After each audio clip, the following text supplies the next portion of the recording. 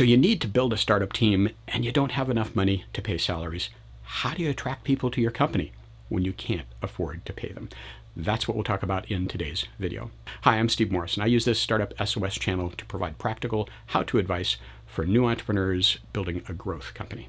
So it's a common scenario. You need to build a team because there's a lot to be done and you don't have all of the skill sets required to do everything that needs to be done, but you don't have enough money to pay salaries. So what do you do? How do you attract a team?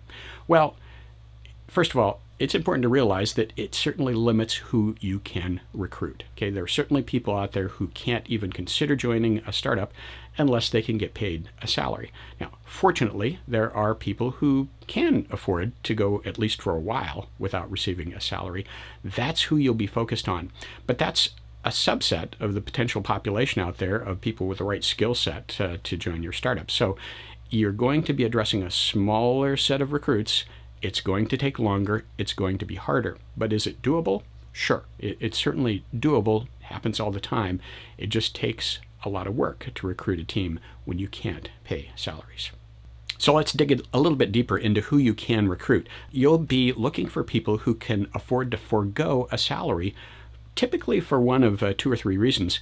Number one, they have the ability to keep their day job, whether that's a full-time job or a part-time job, and that allows them to earn what they need to live on so they can afford to work on your company as sort of a side project. Now, that's got the drawback that they're not going to be working full-time for you, but hopefully they have the opportunity to convert to full-time once you're able to actually pay them a salary. So that's one option.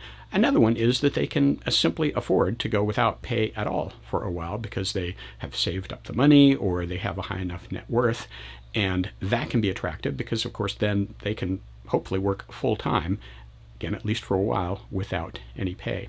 One other option, sort of a subset of that second option, is someone whose net worth is high enough that they can actually not just work with no pay, but possibly even be an investor in your company. That's always an option to keep your eyes open for because that's a nice combination. Someone who doesn't have to have a salary for a while, but who can also invest in the company to help you cover those things that you do have to write a check for. So those are some common scenarios in who you can recruit when you don't have enough money to pay salaries. So what is it that you can offer when you can't offer a salary? Well, I think the most important things that you can offer are, number one, an exciting vision, a vision of the potential of the company. And of course, number two, ownership, a way for the team member to participate in the success in the company implementing that exciting vision.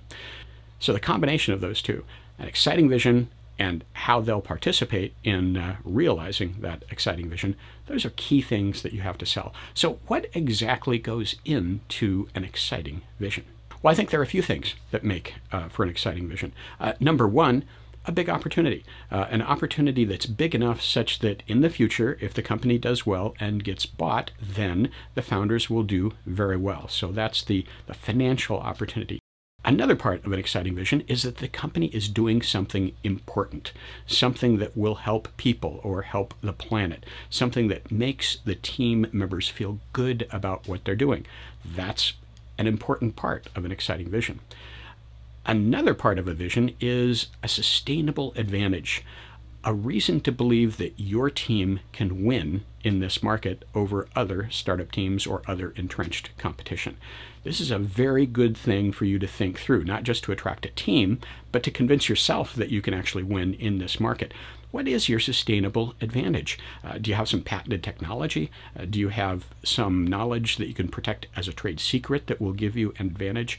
Do you have some key customer relationships that are an advantage or key vendor relationships that give you an advantage? What is it that gives you a sustainable advantage so that you believe you really can win in this market? It's clearly an important part of pitching a prospective team member.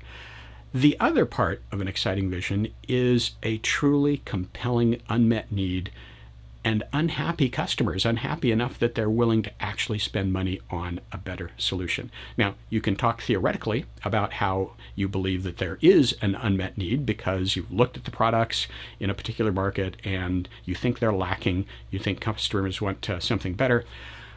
But you have a much more compelling story if you can actually tell customer stories, the kind of stories that come from doing customer discovery. So I'd strongly suggest before you go try to recruit a team, go do customer discovery. Talk to prospective customers. Understand that they are unhappy about what they have now and why they're unhappy, and make sure that they really are willing to spend money on a better solution. If you have actual customer stories, you'll have a much more compelling vision.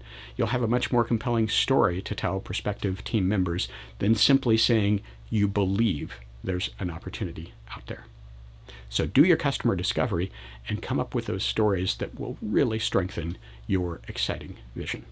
So that's what I'd suggest for your action plan to recruit a team when you can't pay salaries, is create the most exciting vision you can by, first of all, sizing the opportunity. Convince yourself that it is a big opportunity. Number two, be really clear on why this is an important thing to do, why the team will feel good about being involved in your company.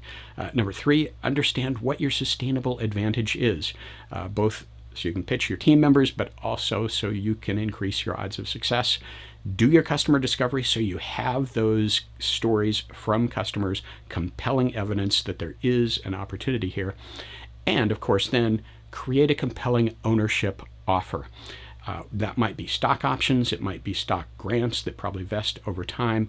Whatever it is, you'll need to include in your compelling vision how it is that the team members will participate in the success of this compelling, exciting vision.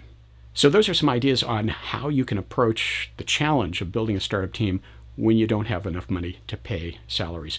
If this was helpful, please click the like button, share it with other entrepreneurs, leave a comment if you have any feedback or questions. And if you haven't subscribed yet, please do that and click the notification bell so you don't miss the next video coming up from Startup SOS. That's a wrap for this one. Thank you very much for watching.